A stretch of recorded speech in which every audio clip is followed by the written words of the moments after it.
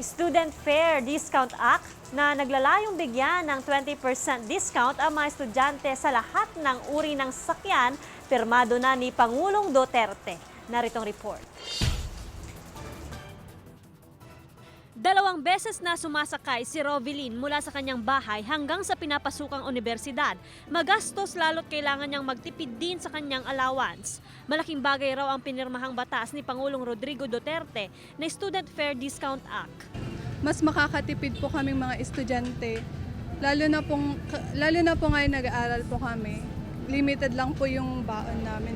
Layo ng bagong batas na mabigyan ng 20% discount sa pasahe ang mga estudyante sa lahat ng uri ng sasakyan, mapalupa, tubig o himpapawid man. Maari rin itong i-avail kahit walang pasok o holiday. Ikinatuwa ito ni Cassius, lalo't may mga kapatid siya sa Japan na nais niyang mabisita. Yung discount na yun, mas may bibili na po namin mga pasalubong po sa mga mahal namin dito sa buhay sa Pilipinas kung sakaling nag-ibang bansa po. Matagal na ipinatutupad ang diskwento sa mga tricycle, jeep at bus, kaya hindi na umano mag-a-adjust pa ang mga tricycle driver gaya ni Mang Jomar. Okay lang naman kasi may mga anak din kami. Okay lang. Na ma-discount. Pero hiling ng mga tsuper ng mga pampublikong sasakyan, O dapat may ID. Pero pag marami talaga, yun ang gagawin namin. Pag marami silang senior citizen, estudyante, pahanapan ko ng ID.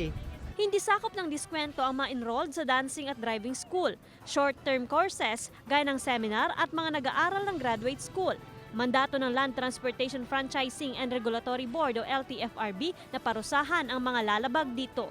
Kapag na-violate po yan, sa unang pagkakataon ay 5,000 po ang penalty po nan. Pagkatapos sa susunod, magiging 10.